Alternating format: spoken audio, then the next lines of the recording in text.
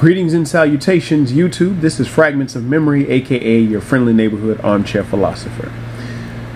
Now, there's something I've been just thinking about the position of black people in the United States. And this isn't excluding other groups, but just something interesting about the current state of affairs of black people. We have been conquered. Ultimately, we have been a people that have been conquered. And when you conquer a group of people, you gain much. Remember that old saying, to the victors go the spoils. To the victor go the spoils.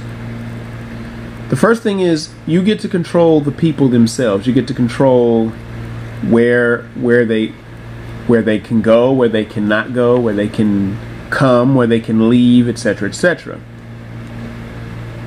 So that's one aspect of it. You can control their worldview, basically how they view life. You can control that. You have some control over that because you control the educational systems. You control the language because you can control the language they speak. You control their concept of God or deity, some type of your deity concept, whatever that might be. They control that because they tell you about the God that they serve, the culture they conquered, the culture that has been conquered. They control how you see yourself and how others perceive you as well. They also are able to control the resources of the land and the opportunities to have access to the resources. So that is also a thing that can happen. They also get to control the history.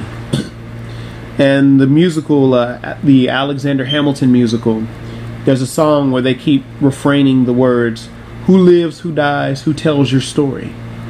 So there's that aspect of that brought into play. There's the book, Miseducation of the Negro by Carter G. Woodson. He once said, if you control a man's thinking, you don't have to worry about controlling anything else. He says, you don't have to worry about telling him to go there or stay here or go over yonder. He said, and this was interesting, he said, there was if you wanted a slave to go out the back door and there was no back door, he would cut out a back door just so he could walk out of it.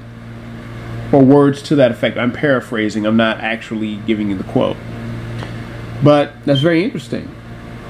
That whoever wins the battle, wins the war, wins the conflict, gets to tell the story as well as do that. And I relate it to black people in America because we have been a conquered people.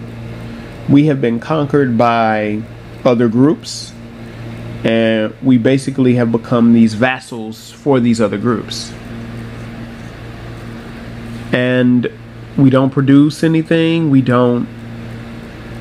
not able to hire other people. We have to beg other groups of people for work. That's a conquered people. And we sort of see life through the lens of a conquered and downtrodden people, not a victorious people. So that's just something I've been thinking about when I look at the issues among the black community. Well, that's just my little brief 2 cents on the subject. Rate and leave your feedback. Peace.